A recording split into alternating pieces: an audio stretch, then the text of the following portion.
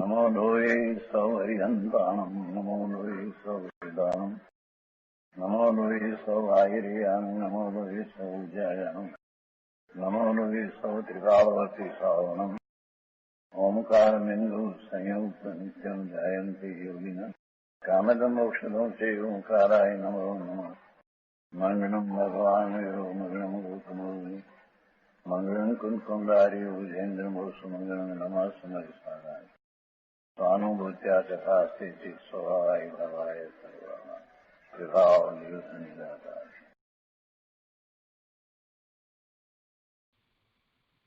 परमात्म प्रकाश आचार्य भगवान योगिंदु देव रचित परमात्म प्रकाश નો સ્વાધ્યાય આપણે કરી રહ્યા છીએ। એમાં 84મી ગાથા સુધી સ્વાધ્યાય કર્યો છે। હવે આજે 85મી ગાથા લઈએ છીએ।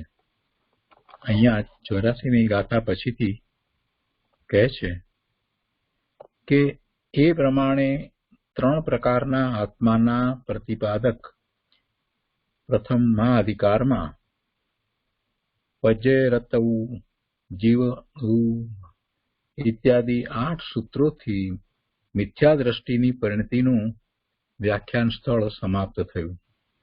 મિથ્યા દ્રષ્ટિના લક્ષણોની વાત આવી, એ બધું પૂરું થયું।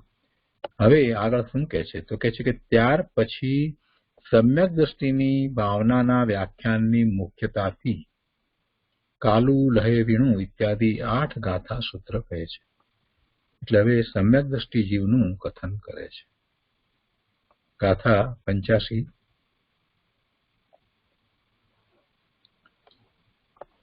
कालम लब्ध्वा योगीन यथा यथा मोह गलति तथा तथा दर्शनम लभते जीवः नियमेन आत्मानं मनुते।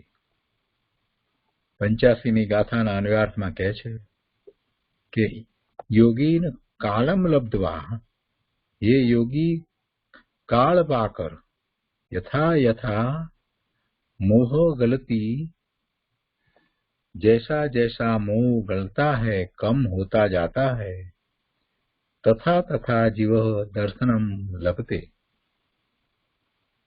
तैसा तैसा यह जीव सम्यक दर्शन को पाता है।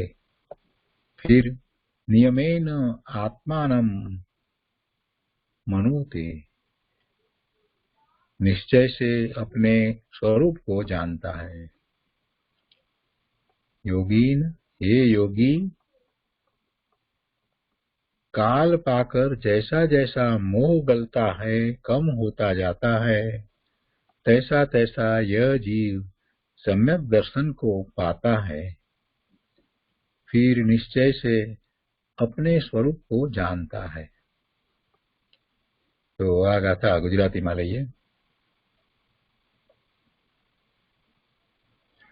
योगीन पाके काल त्या मोह मंद जेम थाय, तेम तेम जीव दर्शन लहे नक्की आत्मा बळाय। अर्थમાં કહે છે કે હે યોગી, કાળ પામીને જેમ જેમ જીવનો મોહ નાશ પામે છે તેમ તેમ તે જીવ સમ્યક દર્શનને પામે છે। જો કાળ પામીને કાળ લબ્ધિ આ બધું જે કહેવામાં આવે એ 5 સમવાયમાં એક સમવાયની મુખ્યતાથી કહેવામાં આવે છે, પરંતુ ખરેખર એ 5 સમવાય જ્યારે મળે છે ત્યારે એવું કાર્ય થાય છે, જ્ઞાન થાય છે, સમ્યક દર્શન થાય છે। એટલે કોઈ પણ એકને મુખ્ય કરીને વાત કરવામાં આવે તો એમ કહેવાય, એટલે કાળને મુખ્ય કરીને વાત કરવામાં આવી હોય તો એમ કહેવાય કે કાળ પામીને, કાળ લબ્ધિ પામીને, પરંતુ એ વખતે એને 5 સમવાય પૂરા થયા છે। એ કાળને કારણે પૂરા થયા છે એમ નથી, એનો પુરુષાર્થ એ વખતે એવો થયો છે। અને જે ભવિતવ્ય, જે એવી સમ્યક દર્શન સમ્યક જ્ઞાનની પર્યાય થવા યોગ્ય હતી તે થઈ છે, અને એનો સ્વભાવ છે, જ્ઞાન સ્વભાવ છે માટે થાય છે। અને પછી એ વખતે નિમિત્ત તરીકે એ મોહ ગયો એટલે દર્શન મોહનીય ગયું એમ કહેવાય, અને પુરુષાર્થ એવો એને ઉપડ્યો હોય છે। એટલે પાંચે સંભાળ્યા હોય છે. પણ કોઈ એકની મુખ્યતાથી વાત કરીએ એટલે એનો અર્થ એમ ન કરવો કે કાળ લબ્ધિ પાકે તો જ થાય. જો અહીંયા આમ કાળને પામીને કહ્યું છે એવા અર્થ ન થાય. એમાં સમજી લેવાનું કે એકની મુખ્યતાથી વાત કરી છે. કોઈની પણ એકની મુખ્યતાથી વાત કરી શકાય. જીવના સ્વભાવની મુખ્યતાથી પણ વાત કરાય. જીવનો સ્વભાવ જ એવો છે એટલે એને સમ્યક દર્શન થાય છે. જે પ્રકારે પર્યાય થવા યોગ્ય હોય એ જ થાય છે. ભવિતવ્ય એવું છે એટલે સમ્યક દર્શન થાય છે એમ પણ કહેવાય. અને નિમિત્તની મુખ્યતાથી વાત કરવી હોય તો એમ પણ કહેવાય કે દર્શન મોહનીએ ગયું છે માટે એને સમ્યક તો થાય છે. અને પુરુષાર્થની મુખ્યતાથી પણ વાત કરી શકાય કે જ્યારે એવો પુરુષાર્થ ઉપડ્યો છે તો એને સમ્યક દર્શન થાય છે. એટલે આ પાંચે સમવાયને બરાબર સમજી લેવા. આપણે ક્રમબદ્ધ પર્યાયના સ્વાધ્યાયમાં આ પાંચે સમવાયની વાત બહુ વિસ્તારપૂર્વક કરી છે અને એ દ્વારા એ જ વાત સમજાવી છે કે ક્રમબદ્ધ પર્યાય છે ત્યારે પણ પુરુષાર્થ હોય જ, કેમ કે પાંચે સમવાય હોય તો જ એ કાર્ય થાય છે. એટલે કોઈ એમ કે જ્યારે થવાની હશે ત્યારે જે પર્યાય થશે એટલે પછી પુરુષાર્થ શું કરવો? પણ ભાઈ પુરુષાર્થ પૂર્વક જ એ પર્યાય થવાની છે અને એ વખતે પાંચે સમવાય મળશે ત્યારે થશે. એટલે આ વાત અહીંયા લાગુ પડે છે માટે આપણે જરાક વિચાર કર્યો કે છે કે હે યોગી, કાળ પામીને જેમ જેમ જીવનો મોહ નાશ પામે છે તેમ તેમ તે જીવ સમ્યક દર્શનને પામે છે. એટલે કોઈને એમ લાગે કે આમાં પુરુષાર્થની તો વાત જ આવી નહીં, કાળની વાત આવી અને મોહ જીવના મોહના નાશ પામવાની વાત આવી. પણ ભાઈ એમ નથી, પાંચે સમવાય સાથે જ હોય છે. અને તેથી નિયમથી પોતાના સહજ આત્મ સ્વરૂપને જાણે છે, ઓળખે છે, અનુભવે છે. સમ્યક દર્શનને પામે છે અને તેથી નિયમથી પોતાના સહજ આત્મ સ્વરૂપને જાણે છે, ઓળખે છે, અનુભવે છે. એટલે એનો અર્થ એમ કહેવું છે કે સમ્યક દર્શન છે તે નિયમથી કેવું છે તો કે આત્મ સ્વરૂપને જાણવા વાળું સમ્યક દર્શન છે, આત્મ સ્વરૂપને અનુભવવા વાળું સમ્યક દર્શન છે. સમ્યક દર્શન છે એટલે માત્ર સમ્યક શ્રદ્ધા છે એમ નહીં, પોતાના સ્વરૂપને એ જાણે છે, ઓળખે છે, અનુભવે છે, એવું એ સમ્યક દર્શન હોય છે. અને એમાં મોહનો નાશ થયો છે, એનો મોહ હવે ચાલ્યો ગયો છે. એ જીવની પર્યાયમાં જે મોહ હતો એ ચાલ્યો ગયો છે અને સામે દર્શન મોહનીય જે છે એનો પહેલા ઉપશમ થાય પછી ક્ષય ઉપશમ થાય છે. અહીંયા આગળ કહે છે કે આ જીવનો ઘણો કાળ એકેન્દ્રિય આદિ પર્યાયમાં વ્યતીત થાય છે. ઘણો કાળ તો એનો એમ જ ગયો. નિગોદમાં હતો ત્યાં તો એને પોતાનું કહેવા રૂપે શરીર પણ હતું નહીં. એક શરીરની અંદર અસંખ્ય જીવો અને એ આપણે શ્વાસ લઈ અને મૂકીએ એટલામાં તો 18 ભાવ કરે. એટલે એનો અર્થ શું થાય કે જન્મ મરણ જન્મ મરણ જન્મ મરણ જન્મ મરણ થયા કરતા હોય. એટલે અને એવું એક નાનકડું શરીર કે 100ની અણી ઉપર રહે એટલો એ ભાગ, એની અંદર આટલા બધા શરીર હોય ત્યારે આખી વસ્તુ એ કંદમૂળ કે એની અંદર જેમાં છે તો એમાં તો અનંત જીવ થઈ જાય. કેમ કે જન્મ મરણ થયા કરતા હોય એટલે એટલા માટે જ એને અનંતકાય કહેવામાં આવે છે. અને અનંતકાય છે માટે કંદમૂળનો તો ત્યાગ કરવો જ જોઈએ. અહીંયા કહે છે કે આ જીવનો ઘણો કાળ એકેન્દ્રિય આદિ પર્યાયમાં વ્યતીત થાય છે.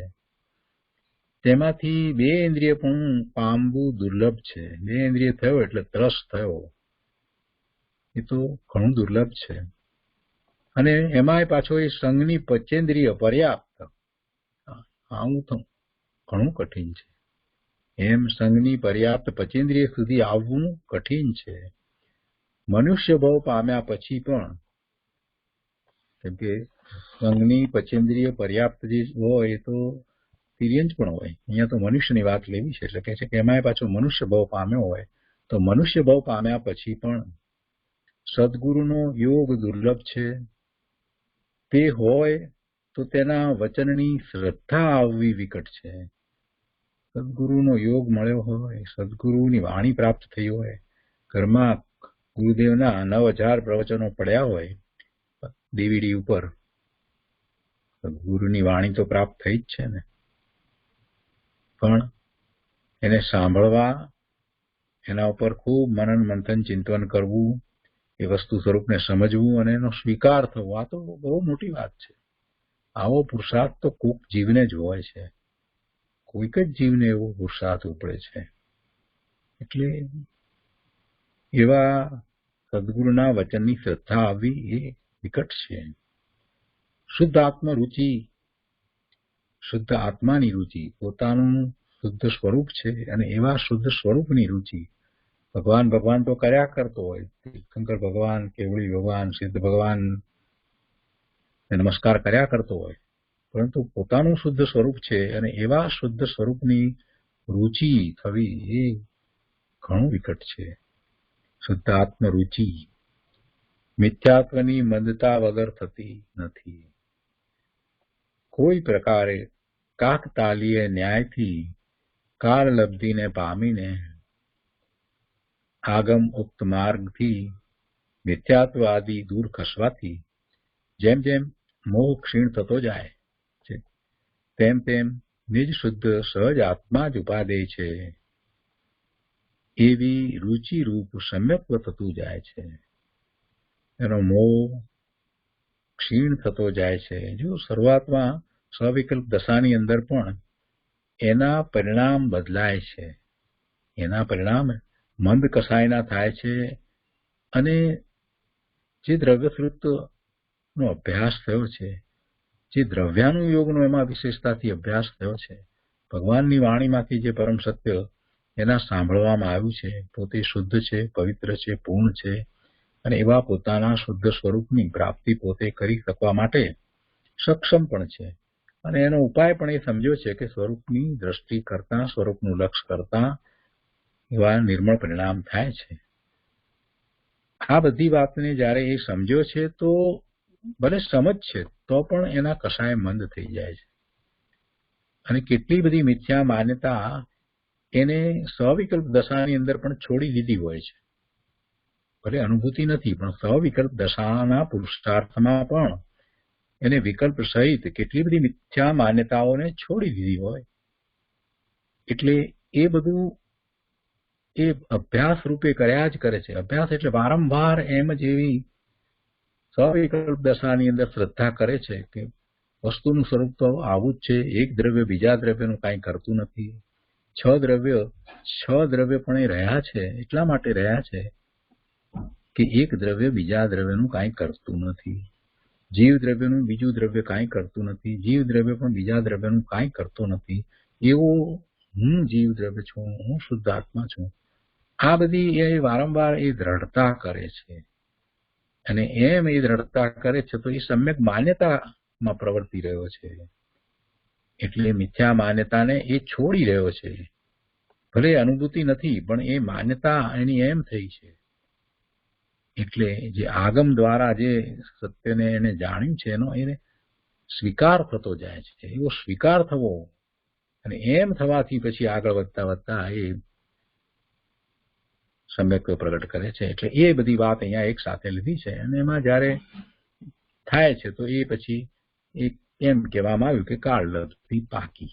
એટલે જે અહીંયા શબ્દો પ્રયોગ જે કર્યો છે એનો અર્થ એવો ન કરવો કે અચાનક કંઈક ક્યાંક થવાનો છે ત્યારે થશે, એવો અર્થ ન કરવો.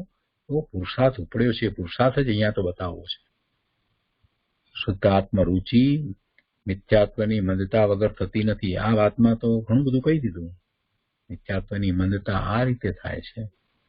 કોઈ પ્રકારે કાકતાલીય ન્યાયથી કાળલબ્ધિને પામીને આગમ ઉક્ત માર્ગથી મિથ્યાત્વ આદિ દૂર ખસવાથી જેમ જેમ મોહ ક્ષીણ થતો જાય છે તેમ તેમ નિજ શુદ્ધ સહજ આત્મા જ ઉપાદેય છે એવી રુચિ થાય છે. નિજ શુદ્ધ સહજ આત્મા જ ઉપાદેય છે એમ પછી થઈ જાય છે અને એવી રુચિરૂપ પછી સમ્યક્ત થતું જાય છે. એટલે એવી રુચિરૂપ સવિકલ્પ દશામાં એને સંકિત છે, જેને હજી અનુભૂતિ નથી થઈ પણ એને માન્યતામાં એમ થાય છે બધું બરાબર જ છે. પોતાનો આત્મા શુદ્ધ છે અને એ જ એકમાત્ર આશ્રય કરવા લાયક છે, ઉપાદેય છે, દ્રષ્ટિનો વિષય છે અને એની જ રુચિ થઈ જાય છે. એટલે એવી રુચિ રૂપ સમ્યક્વ થતું જાય છે એમ કે છે. અને તેથી આત્મા તથા અનાત્મામાં ભેદ સમજે છે આ હું અને આ બીજું બધું મારાથી જુદું, સ્વ પરનો ભેદ એ પણ એને એ રીતે પોતાના સ્વરૂપની રુચિ એ જ સ્વરૂપ ઉપાદે છે એ બધો નિર્ણય કરતા થાય છે. અને એમ શુદ્ધ આત્માની રુચિથી જ જીવ નિશ્ચય સમ્યક દ્રષ્ટિ થાય છે. પછી છેલ્લી વાત એ થાય છે, અનુભૂતિ કરે છે ત્યારે એને નિશ્ચયથી સમ્યક દર્શન થાય છે. એટલે સમ્યક દર્શન, સમ્યક જ્ઞાન, સમ્યક ચારિત્રના એવા રત્નત્રય રૂપ પરિણામ પ્રગટ થાય છે. તો આ બધી વાતને આપણે પૂજ્ય ગુરુદેવ પાસેથી સમજીએ. પરમાત્મા પ્રકાશ પ્રવચન ભાગ 3, એના પારા નંબર 59 આપણે શરૂ કરીએ છીએ. આ પ્રવચનમાં શરૂઆતમાં થોડાક ડિસ્ટર્બન્સીસ છે.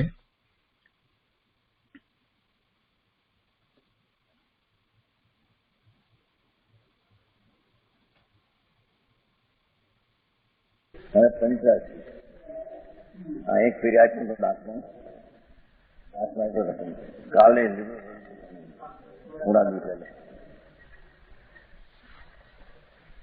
સારું રહે વિનું જોયા જીમો જીમો જીમો જીમો દોષણો લઈ જીઓ પૂમણી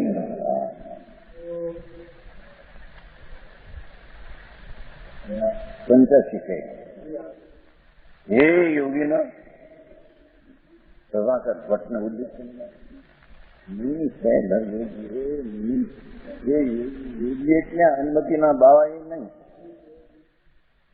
अपना आनंद स्वरूप में जिसने परिणति जोड़ दिया है उसको योगी कहता है. ये युद्ध जोड़ा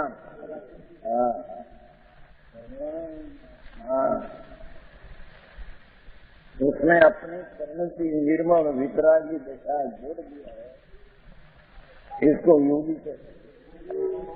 सम्यक दृष्टि भी गगन योगी है.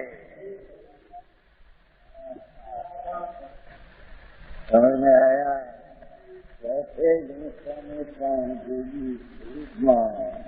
अपनी रुचि जोड़ दिया है और अनंतानंदी का आदर करके तीर्था जोड़ दिया है. यार तो श्रेष्ठ योगी, महात्मा योगी, मुनि पण योगी. आ योगी हो बोला अनुमति नहीं है योगी आनंद पाकर काल में पानी में चावल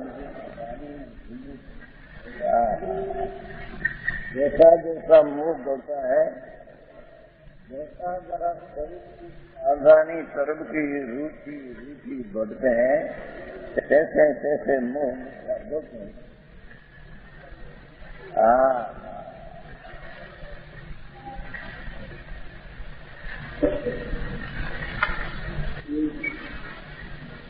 जैसा जैसा मुंह बढ़ता है समझता जाता है, ऐसा ऐसा है जी सम्यक दर्शन हो पाता है.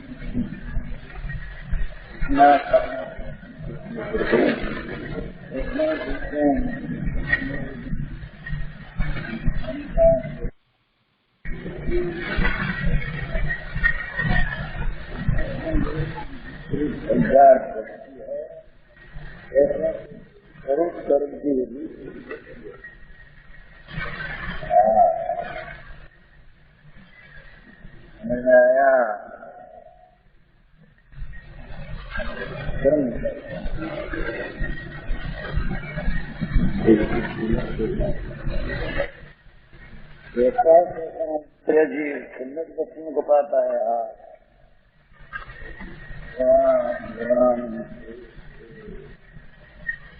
स्वर्ग की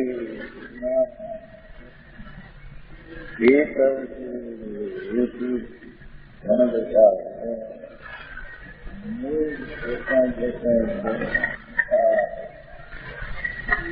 आत्मा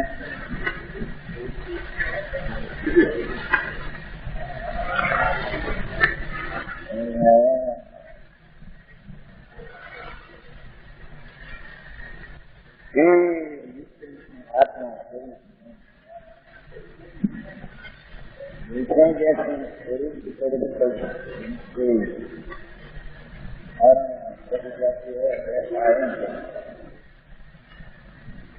अंदर में निश्चय करके जैसे जैसे निष्ठा दर्शन की क्रिया है।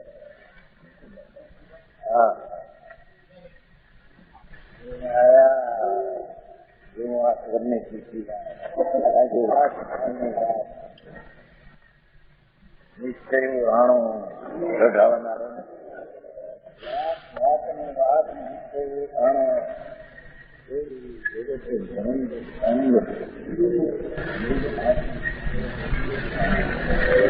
द्वंद्व में द्वेष पण आत्मा पड़ी का द्वेष पण संरक्षण की समझ में आया। ये तो श्रद्धावान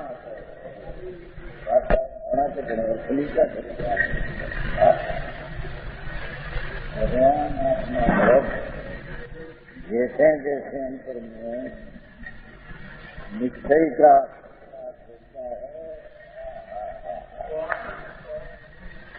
जैसे जैसे निषाद का श्रद्धा में रस नहीं पड़ता। श्रद्धा में हो बाद में तो ठीक। और जैसे जैसे स्वरूप चित्त की अनुभव हो गया सब आत्मा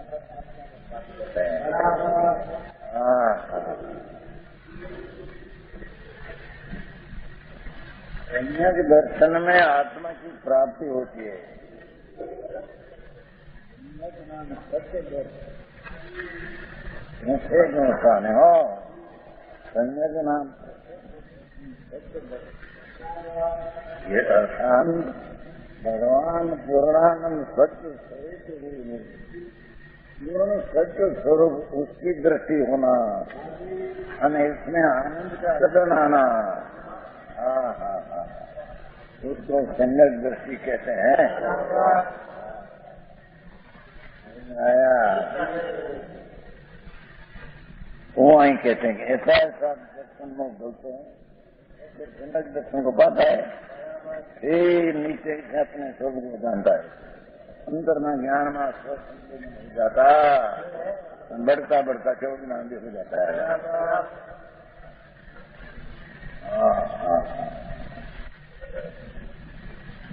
रगड़ता रखड़ता सारा सुनाता किसी कैसे देखो बाबा पहले तो एक इंद्र में था आज तो निगुद में थे जीव जैसे ही तीर पहले था तीर में चले रहती है ऐसे आत्मा निगुद में चले रहती है।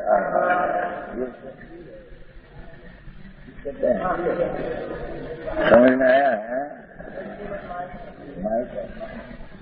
आत्मा का पहला स्थान निगुद है। आनंद जीव तो उसमें से कभी त्रस्त नहीं हुआ ऐसा निगुड़ में आनंद जी पड़ा।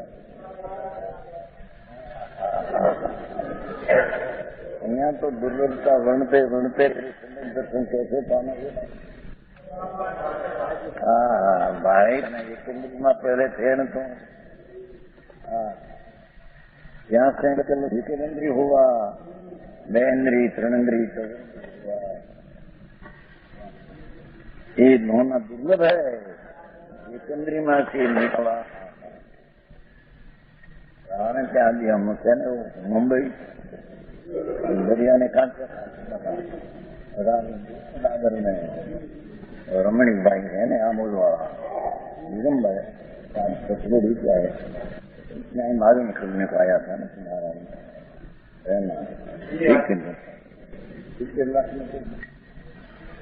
ऐसा उसमें रहा दूसरे में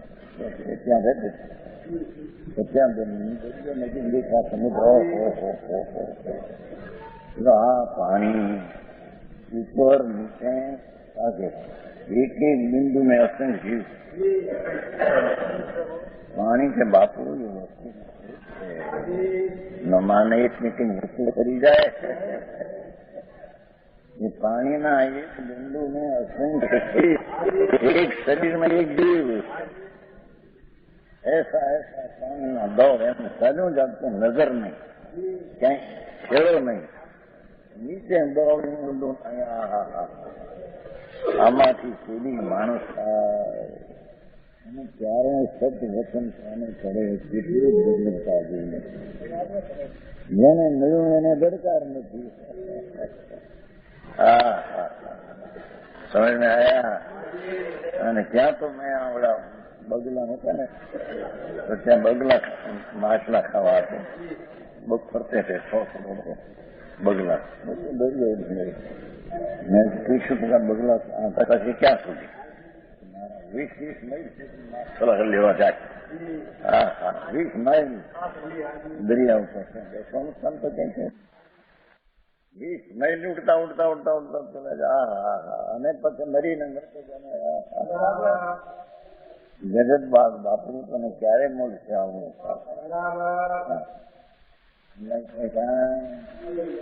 આવી ચીજ દુર્લભ છે એકેન્દ્રીયમાંથી બેન્દ્રી દુર્લભ છે એનાથી विकलित से पचेंद्रिय होना पांचेंद्रिय पूर्ण प्राप्त होना दुर्लभ है उसमें से भी सन्नी पर्याप्त पचेंद्रिय हो पर मन ना होता है असंग होना दुर्लभ है उससे बहुत मनुष्य होना कठिन है मनुष्य ने कहीं दरकार न મળે વિષય ભોગ રળવા લખાવા પીવા એમાં મશગુલ જાય મરીને ગોળમાં જાય પીછે પશુ પશુ સમજ में आया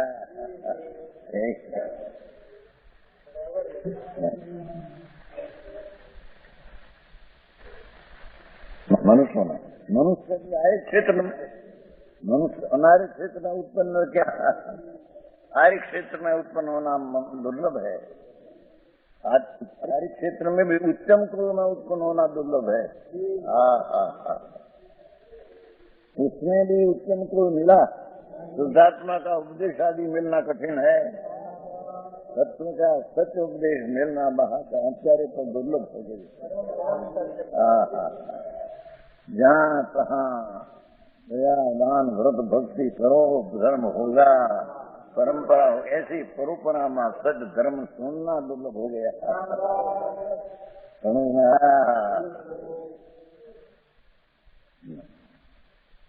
शुद्धात्मा का उपदेश हो भगवान शुद्धानंद भगवान आनंद का महात्म है प्रभु ये भूल है तो एक समय की पर्याय भूल है भगवान तेरा स्वरूप है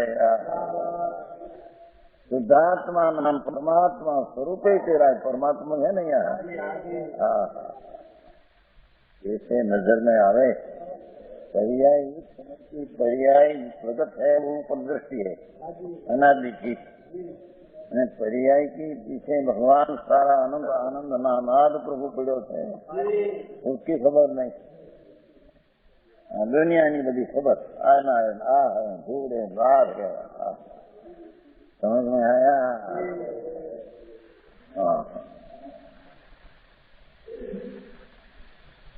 भाषा केंद्र के उच्चम को पण शुद्धात्मा ना उपदेश समझे ये महादुर्लभ है उत्तरोत्तर बहुत कठिन है एक पीछे एक कठिन नहीं पाए और किसी तरह काट नाली न्याय से प्रभु को बैठना ने दाल को पड़ना दाल हो ने दाली दाली कौआ बैठना पड़ना कहीं कौआ बाहर से नहीं पड़ती है और ताकड़ ऐसा जो मिला कौआ बैठे दाल पड़ी गई दाल पड़ी जाती है ना निमरा के ऐसे काक न्याय है ना काक ताली न्याय से काक ताली એટલે કાક કૌવા તાલ તાલ એટલે ડાળી बैठना दाढ़ी न बना। ऐसा लफ्ज आ गया, मनुष्य में मिला तो तत्व का मिला। काल लब्धि को पाकर सब दुर्लभ सामग्री मिलने पर भी जैन शास्त्रोक्त मार्ग हैं। देखो, वितरागी कैला शास्त्र नो मार्ग, अनुमति ना कैला मार्ग में तो मार्ग है। समझ में आया? जैन शास्त्रोक्त मार्ग आखिरी बात है। जैन शास्त्र तो दिगंबर का शास्त्र ही जैन शास्त्र है। ईश्वर के शास्त्र सत्ता है नहीं। समझ में आया? दिगंबर का शास्त्र भी जैन शास्त्र नहीं, वो गलती बना रहा है। कहते हैं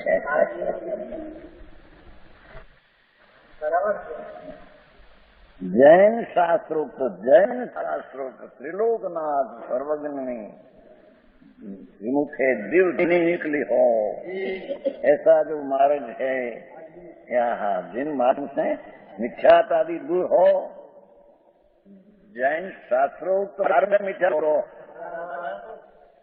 जैन शास्त्र ये कहते हैं कि जैन शास्त्र का तात्पर्य ये है कि स्व का आश्रय लेन, पर का आश्रय छोड़ दे, अथवा पर की उपेक्षा करने, स्वनी अपेक्षा करने। लोकनाथ परमात्मा स्वरूप।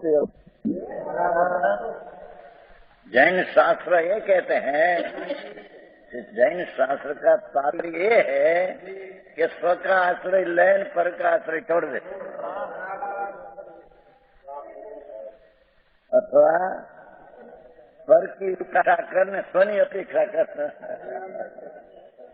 लोकनाथ परमात्मा स्वरूप तेरा, उसकी अपेक्षा कर। और संयोग राग ने, निमित्त ने, पर्याय की उपेक्षा कर देखा।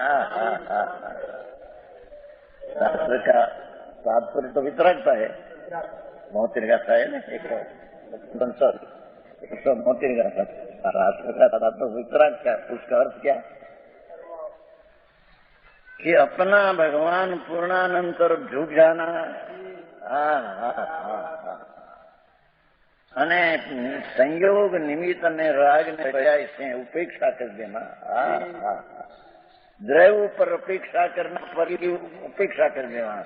द्रव्य की अपेक्षा करना, पर की उपेक्षा करना, शास्त्र का तात्पर्य है। समझ में आया? लाख वातनी बातें, करोड़ बात करे पण आ है એને સમજાણા, એને કાંઈ સમજાણું નથી। જૈન શાસ્ત્રોક્ત એમ છે ને, જૈન શાસ્ત્રે કહેલો માર્ગ ये वितराग मार्ग परमात्मा ही कहते। वितरागता उत्पन्न हो, कैसे उत्पन्न हो? ये त्रिकाली भगवान आत्मा के आश्रय से वितरागता उत्पन्न होती है। तो स्व का आश्रय करना, पर का आश्रय छोड़ना शास्त्रोक्त मार्ग है।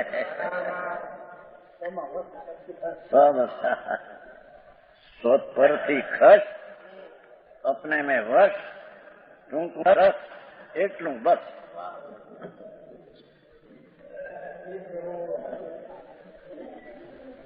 पर थी खस खस सुनते, हट हटना, संयोग से, राग से हट, आनंद नामा वट, એ ટૂંકું ટસ, એટલું બસ।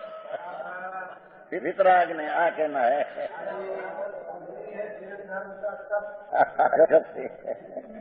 जैन दर्शन के कप है। न समझे ने लाख बात बदी करे, अपनी बातों में शास्त्र ने बात त्यागनी अनंत बार किया वो तो। समझ में आया?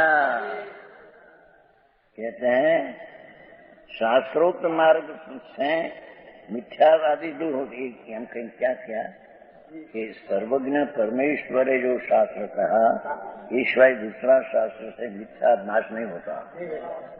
दूसरा शास्त्र तो मिथ्या की पूर्ति होती है, क्योंकि वो कुशास्त्र है। सर्वज्ञ परमात्मा त्रिलोकनाथ के देव धनी, ये संतो अलावी ना बात क्या है? समझ में आया? संकुंडाचार साक्षात देव ध्वनि थी, तो संत था, संचिति था, मुनि था, सदा भाव लिंगी था, वो अपन भगवान पास गए। भगवान विराजते हैं वर्तमान सुमंद प्रभु, पान से धनुष न दे है, करोड़ करोड़ का आयुष है, 49 में गए थे, अभी विराजते हैं, अभी अब जो वर्ष होने वाला है, आवती 13वां संघ से होगा, सम्मुख होगा। अभी तो हिंद पदे विराज प्रभु सम्मुख संघ में यहाँ गए थे, 8 दिन रहे थे। शास्त्र बनाया, देव ध्वनि का सहारा था। समझ में आया? ये वाणी मिलना दुर्लभ है, और वाणी एक या मार पाना ये तो दुर्लभ है।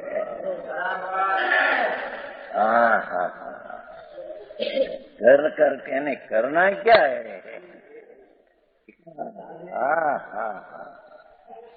ये सारा जिनो शास्त्र का ऊपर मर रहा है। फलाना करना, आ करना, व्रत करना, ये तो विकल्प ही करना, फलाना की आज्ञा है नहीं।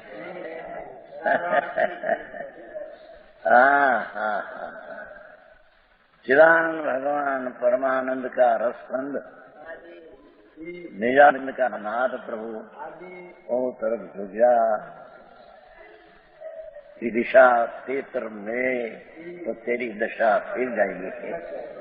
हर तरफ की दिशा में तो तेरी दशा रागी है, हर तरफ की दिशा में तेरी दशा रागी है, हर तरफ की दिशा में ले जा तो तेरी दशा वितरागी है। समझ में आया? अरे ये करना ही किया नहीं, बाहर क्या किया, ना दिया ना किया, व्रत परिणाम त्याग किया वस्तु। भगवान तो एम कहते हैं प्रभु को, प्रभु तेरे में ऐसी एक शक्ति है, गुण कि पर का त्याग ग्रहण से तो तुम शून्य है, आदान त्याग उपादान शून्यत्व शक्ति, तेरे में ऐसा एक शक्ति गुण है कि पर का त्याग करना न पर का छोड़ना ही तेरे में है ही नहीं। तो परना छोड़ा मैं त्यागी थी, मिथ्या है तो। समझ में आया? छोड़ा, बायड़ी छोड़ी, कुटुंब छोड़ा, हाथ छोड़ा, धंधा छोड़ा, शू छोड़ा, के भी अंदर से छोड़े। अंदर में मिथ्यात्व है, राग द्वेष था, ये भी छोड़ना, वो भी व्यवहार की बात है। अंदर भगवान चिदानंद का आत्मा अनुभव में जाना, तब राग उत्पन्न नहीं होता है, मिथ्यात उत्पन्न नहीं होता है, उसको त्याग्या है कहने में व्यवहार से आता है। पर का है तो पर का जितना पर छूटा इतना में क्या किया, पता के भी पर ग्रहण तेरे में कभी ग्रहण किया नहीं था, क्या आया? समझ में आया? अपना स्वरूप को छोड़कर मिथ्यात का ग्रहण किया था। ये अपना स्वरूप को ग्रहण कर मिथ्यात का त्याग किया, ये भी त्याग किया, ये भी व्यवहार से पसंद है। ये तो अपना स्वरूप में गए, रागनी उत्पत्ति मिथ्याति न हुई, उसको त्याग्या है, व्यवहार से कहलाता है। समझ में आया? यानी कि आते हैं शास्त्र में, इतना दृढ़ खपेन, इतना दृढ़ न खपेन। ये तो राग संगत दर्शन है। राग घटवा माँ ये चीज आती है थी कि आज इतना राग मंद करने को। समझ में आया? ग्रहण कौन करे, जड़ को कौन ग्रहण करे? धन्यवाद भाई। समझ में आया? हाँ, कहते हैं मिथ्यात्वादी जो हो जाते हैं, आत्म स्वरूप की प्राप्ति होते हुए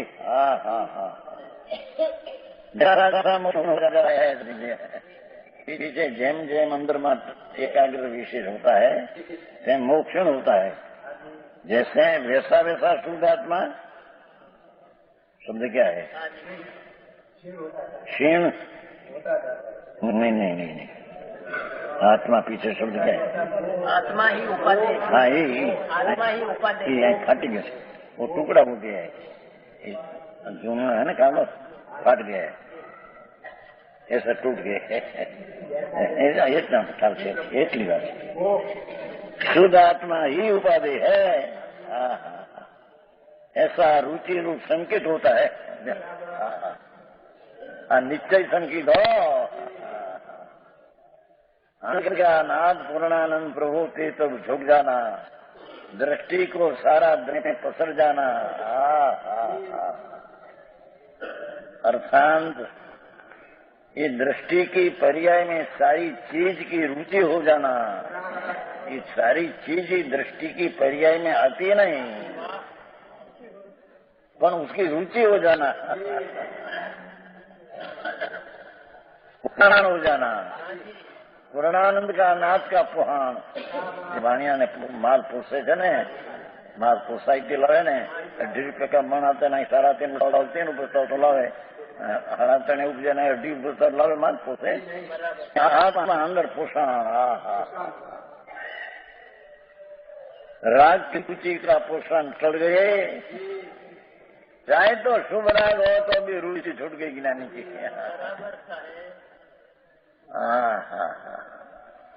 आओ मार खसन मानस ने એવું લાગે પછી આ તો આચાર્યો कहते हैं, संत कहते हैं, बोली सोन को देखा जाए निकाला नीचे माने हम कहते। अरे भगवान, हाँ तो आचार्य कहते किसमें? हाँ तो परमा तो प्रकाश है, वैसा है तो भगवान कौन कौन आचार्य रखा है? रुचि रूप संकेत होता है। तब शुद्धात्मा और कर्म को जुदे जुदे जानकर शुद्धात्मा संप्रम से शुद्धात्मा की रुचि परिणाम से यह जीव नित्य सम्यक दर्शी होता है। देखो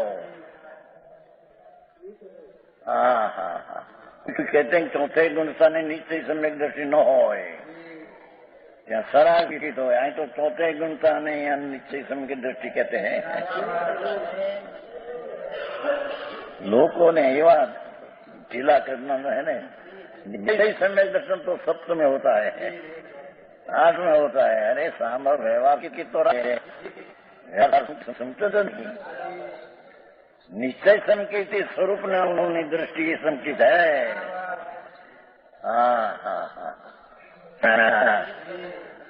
ये तो कया ने मोक्ष मार्ग कि अपना स्वरूप की अनुभव दृष्टि हुई निश्चय समय दृष्टि।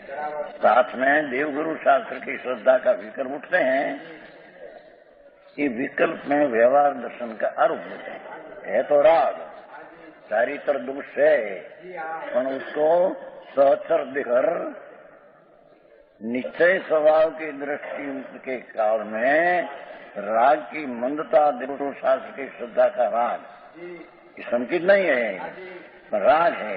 निश्चय संकेत का सहचर देखकर व्यवहार संकेत का आरोप दिया है। समझ में आया कि निश्चय हो उसकी बात है, निश्चय न हो व्यवहार होता ही नहीं। उसको व्यवहार कहते हैं, समझाने को कहते हैं शरीर थोड़ा बंद अधिकार में नहीं तो व्यवहार बात बढ़िया नहीं जाते समझा मुझे न व्यवहार तो भी करते शील सब त्याग आदि कितना उत्कृष्ट करे, वो कोई सम्यक दर्शन नहीं, वो कोई धर्म नहीं। व्यवहार करते हैं अभी तो थोड़ा ना है, व्यवहार से लाभ होता तो ત્યાં ऐसे लेते हैं। देखो ये तो भवी को ही बात है, भवी नहीं लेता, ये तो भवी का तो दृष्टांत दिया है। लागू सब भवी एकादि सबको लागू पड़ते हैं। नवमी ग्रेट अनंता पुद्गल परावर्तन क्या है? भवी है, तो कैसे करे? क्या किया? पुद्गल परावर्तन एक भव अनंत एक पूर्व प्रावर्तन में अनंत भव होता है, ऐसा ऐसा अनंत पूर्व प्रावर्तन एक त्रिराग्र का क्या है, नवमी ग्रह का तो भविष्य ये तो नवमी क्या क्या समझते क्या मिथ्या दृष्टि पड़े क्या संकित है, मिथ्या दृष्टि का अनंत पूर्व प्रावर्तन संचित को होता ही नहीं है। हाँ अभिविनी बात कहते हैं हम क्या तो अभिविनी માટે क्या પણ ભવિ નવમી ગ્રહ अनंत आ गया, उसका दृष्टांत दिया है। भवि इतना व्यवहार करते हैं छता मिथ्या दृष्टि है, उसको संकर्षण की खबर इतना त्यागशील संयम बहुत शब्द लेते समझ में आया, बंद अधिकार में। यहाँ तो कहते हैं शुद्धात्मा की रुचि उठाना है नहीं रुचि आत्म रुचि भला है ये सम्यक दर्शन नीचे है। श्रद्धावा में बहुत गागर में सागर भर दिया है, पहले ने पंडित होगी तो सच्चा ज्ञान ये था ने उन्हें ग्रस्त होते क्या है, संकेत में फिर क्या है, सीधना संकेत में त्रियंतना संकेत संकेत में फिर कुछ नहीं, चारित्र में फिर है अस्थिता वो दूसरी बात है। પણ ચારિત્ર तो सम्यक दर्शन आता है कि सम्यक दर्शन बिना व्रत ले लिया चारित्र हो गया, समझ में आया। व्रत लिया पंचम गुण पर चौथा का ठेकाना पांचवा क्या से आया કેનો વ્રત છે ના હતા દોરડા વર્તના। यहाँ तो शुद्धात्मा की रुचि रूप परिणाम से यदि दृष्टि होता है तब शुद्ध आत्मा उपाधि यथापर हुआ। सारा तात्पर्य कहने में तो शुद्ध भगवान पूर्ण अनुभव इस सम्यक दर्शन में उपाधि है, और इस सम्यक दर्शन के काल में उपाधि हुआ। समझ में आया। उपाधि है ना, उपाधि એટલે आदरणीय ऐसा ही नहीं। इस जब सम्यक दर्शन हुआ परिणमन हुआ उसमें उपाधि हुआ। सम्यक दर्शन के काल में सम्यक दृष्टि का अनुभव में जो आया आत्मा सारे सम्यक दृष्टि के काल में उपाधि हुआ। आदरणीय तब हुआ, वस्तु आदर में हुआ नहीं, અને वस्तु उपाधि कहां से आया? वस्तु का ज्ञान हुआ, उपाधि आदरणीय हुआ सम्यक दर्शन के काल में। गजब बात है। परमात्मा प्रकाश की आवाज सोम से भिन्न। मैंने कहा न कि सम्यक दर्शन स्वसन्मुख अनुभवी दृष्टि वो काल में आत्मा उपाधि हुआ है, जिसको शुभ राग दयादान व्रत आदि का राग उपाधि है, उसको आत्मा शुद्धात्मा ही है, भगवान आत्मा उसको ही है। ये 37 का समाधि है, 36 में 36 का था। समझ में आया। जिसने भगवान पूर्णानंद का नाथ है उसको राग आदि ही हो गया, और राग आदि पुण्य आदि दयादान व्रत आदि का परिणाम उपाधि है, उसका भगवान ही हो गया। આવી વાત કેટલાયને સાંભળી ન એમને જીવન ગયા, ધંધા કરના, પૈસા રેડવા, એમાં 5-10 લાખ આયા, થઈ ગયા સુખી, ભૂલે નથી સાંભળને। સમજ में आया। સુખી હોત તો કેમ અહીં આવ્યો એમ નથી કહેતા। ભૂલ ભયમ કે છે ત્યાં સુખ હોય તમે આવી શું કરો અહીંયા?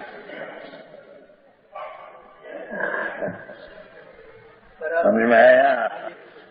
भूल में ही सुख नहीं, क्या सुख मारा सुख नहीं, थोड़ी पैसा धूल में कैसा आया?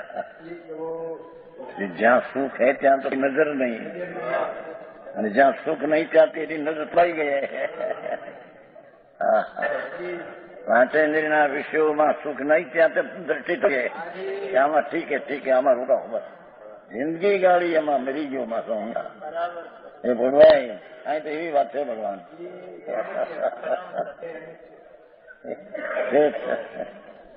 પાણી ઉતારી નાખ્યો હું જરી થોડા હા હા હા અને પૈસા રહ્યા ને એસા કમાણા હા હા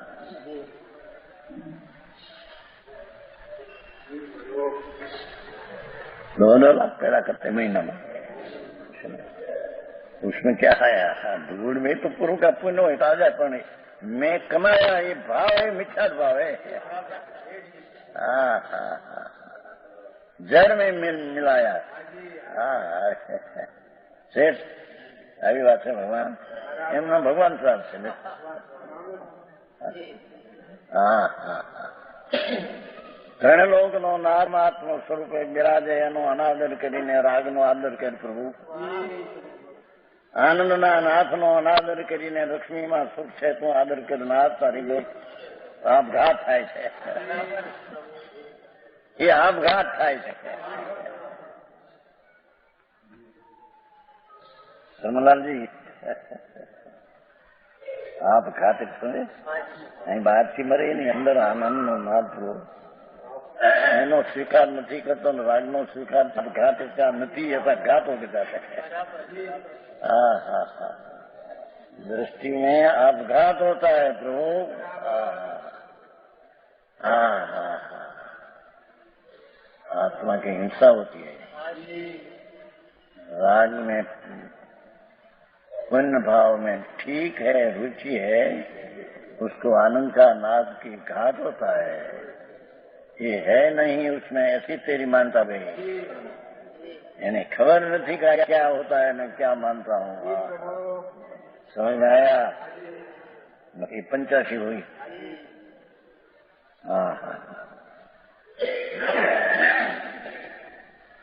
सम्यक दृष्टि होकर मिथ्यात्व की भावना से विपरीत जैसी भेद विज्ञान की भावना को करता है वैसी भेद विज्ञान भावना का रूप से 7 दोहा सूत्र में कहते हैं भेद विज्ञान अभ्यास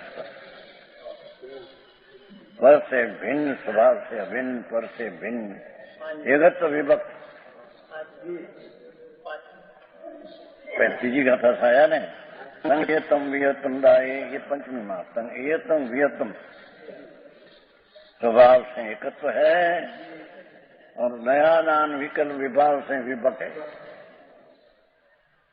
समझ में आया गो अत्यंती जी एकत निश्चय गो सबत सुंदरो लोई समो सबत सुंदरो लोई हाँ हाँ हाँ एकत्व निश्चय गत समो सबत सुंदरो लोई भगवान आत्मा राग से भिन्न होकर अपना स्वभाव में एकत्व होता है ये चीज दुर्लभ है वो ही समय सार में आत्मा है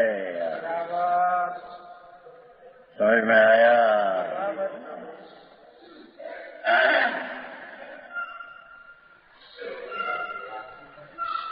निश्चय गो समो सबत सुंदरो नो ये बंद का ये थे जन्म विष्णु वागिनी हुई तीजी गाथा हाँ हाँ हाँ भगवान आत्मा अपने स्वरूप में एकत्व स्वभाव में एकत्व होना विभक्त राग से भिन्न होना ये वस्तु की सुंदर शोभा है हाँ ये वस्तु की सुंदरता और शोभा उसमें है राग में रहने की आत्मा की सुंदरता नहीं राग से विभक्त करके स्वभाव में रहना ही सुंदरता है हाँ स्वभाव को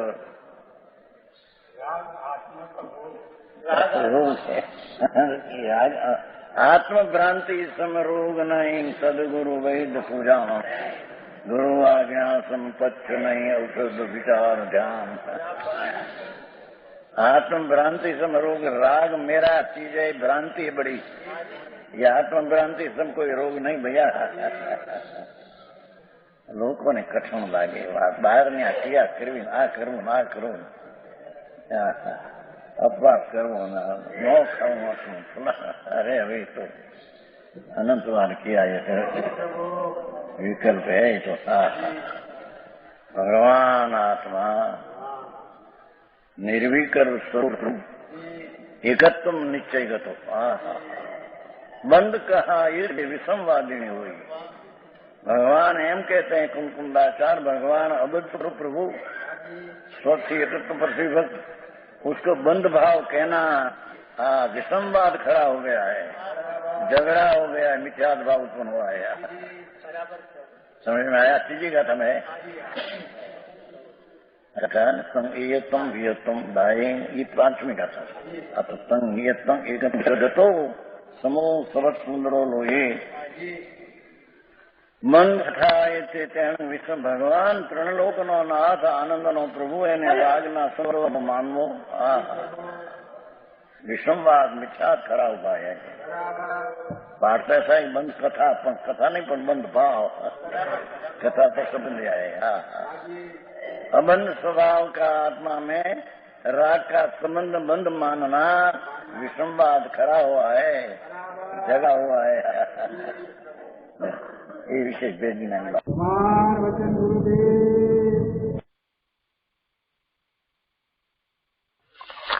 તો એ રીતે આજનો સ્વાધ્યાય 85મી ગાથાના વિસ્તાર સુધી રાખીએ છીએ. 86મી ગાથાના ઉપોદઘાત રૂપ વાત ગુરુદેવે કરી છે. આવતા સ્વાધ્યાયમાં 86મી ગાથા ગુરુદેવ લેશે, એટલે એનો સ્વાધ્યાય આપણે આવતી વખતે કરીશું. હવે એક બે વાત મહત્વની લાગી છે એ લઈ અને તે પછીથી આપણે આપના પ્રતિભાવ કે પ્રશ્ન લઈશું.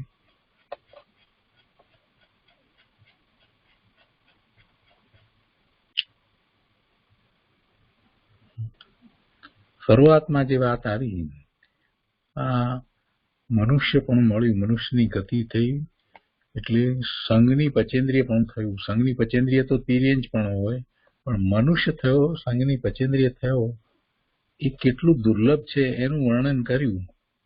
અને પછી ગુરુદેવે એક વાત કરી જે હૃદયને સ્પર્શી જાય એવી વાત છે કે આટલું દુર્લભ છે પણ જેને એ મળ્યું એને એની દરકાર નથી. જેને મળ્યું એને એની દરકાર નથી. આપણને આવું સંઘની પચેન્દ્રિય પણ મળ્યું, મનુષ્ય થયા, અને એની દરકાર ના મળે. અને પાછું ઉત્તમ કુળમાં જન્મ થયો, આ જૈન દર્શન પ્રાપ્ત થયું, આટલી સમજ પ્રાપ્ત થઈ, અને એની દરકાર ના મળે. એ કહે છે કે મનુષ્ય થયા હોય એને કઈ દરકાર ન મળે, બસ માત્ર વિષય ભોગ, રળવું, ખાવું, પીવું એમાં મશગુલ. એમ થશે તો પછી પ્રભુ શું થશે? એ કહે છે કે પછી તો તિર્યંજમાં ચાલ્યો જઈશ ભાઈ, મરીને ઢોરમાં જાય, પશુ થાય. આ વાતનો ખૂબ વિચાર કરવા જેવો છે. અત્યારે આરાધનાના દિવસો ચાલી રહ્યા છે.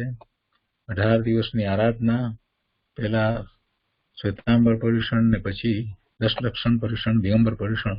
એ 18 દિવસ ખરેખર તો આરાધનાના દિવસ છે. અને એવા આરાધનાના દિવસ દરમિયાન આપણે આ વાતનો ખૂબ વિચાર કરવાનો છે કે મને જે મળ્યું છે એ આમને આમ વેડફાઈ ન જાય, સમય વેડફાઈ ન જાય. મારું જ્ઞાન, હું જ્ઞાન સ્વભાવી ભગવાન આત્મા છું, તો જ્ઞાન આ 12મા ને 12મા બહારની વાતમાં ને વાતમાં જ, વિકલ્પોમાં અને ઇન્દ્રિયોના વિષયોમાં એમ રોકાઈ રહ્યું છે, એને મારે સ્વરૂપ તરફ કેમ કરીને વાળવું? એમ આરાધનાના દિવસની અંદર પુરુષાર્થ કરવો જોઈએ.